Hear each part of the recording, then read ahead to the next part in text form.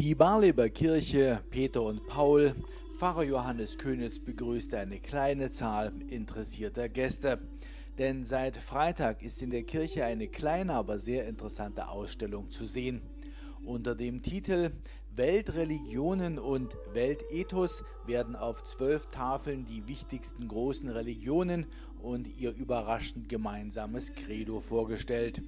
So sind Buddhismus, Hinduismus, die chinesische Religion des Konfuzius und die 3 zusammenhängenden Religionen, das Judentum, das Christentum und der Islam dargestellt. Dazu kommen die grundlegenden Aussagen dieser Religionen und auch wenn die Worte aus ihrer Zeit heraus unterschiedlich sind, ihr Sinn ist gleich.